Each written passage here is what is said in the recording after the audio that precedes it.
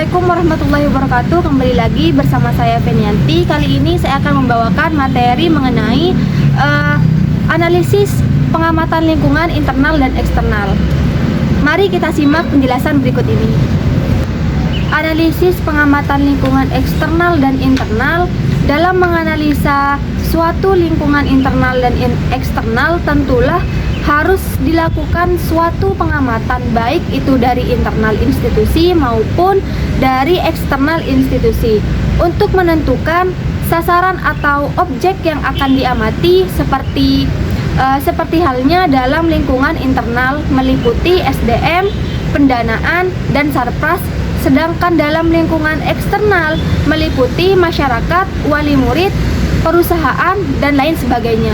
Pengamatan lingkungan eksternal atau internal dilakukan untuk menganalisis faktor internal yang mempengaruhi institusi untuk menentukan di mana lembaga memiliki kekuatan dan kelemahan, sehingga dapat mengelola peluang secara efektif dan menghadapi ancaman yang terdapat dalam lingkungan dan faktor internal yang dapat dikendalikan baik oleh pimpinan maupun oleh anggota. Seperti halnya dalam visi, misi, tujuan, dan sasaran, dalam strategi mencapai, dalam sifat dan jenis kegiatan, serta dalam jenis teknologi yang digunakan.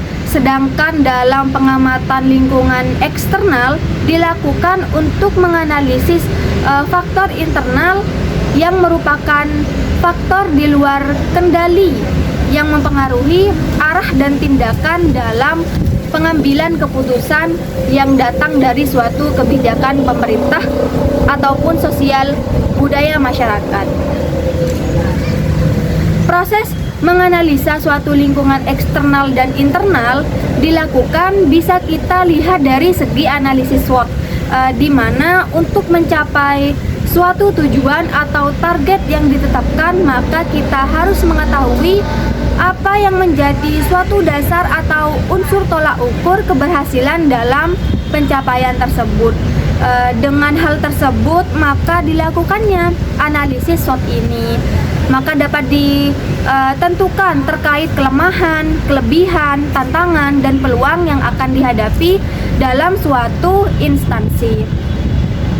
Dalam identifikasi analisis SWOT tersebut bisa diambil dari tingkat kualitas atau pemenuhan yang paling menonjol untuk dilakukan dalam suatu instansi tersebut.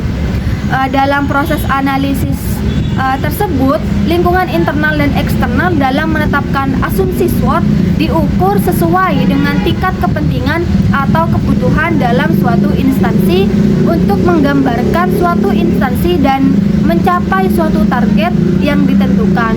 Sehingga dengan proses analisis tersebut, maka kompetensi atau kemampuan dan kualitas yang dimiliki suatu instansi dapat mengatasi berbagai kelemahan atau ancaman yang akan terjadi.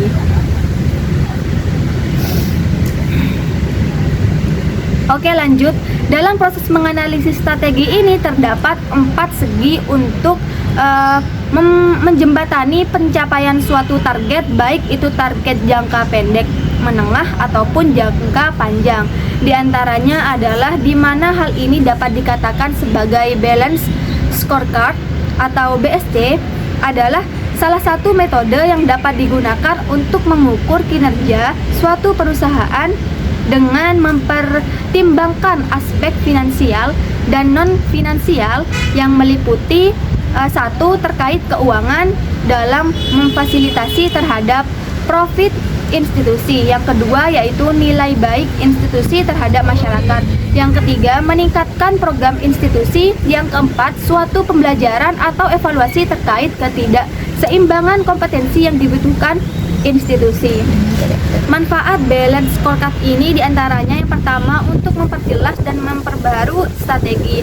Yang kedua untuk mengkomunikasikan strategi dalam perusahaan. Yang ketiga yaitu menyelaraskan tujuan unit dan individu dengan strategi. Yang keempat untuk menghubungkan tujuan dengan target dan anggaran jangka panjang.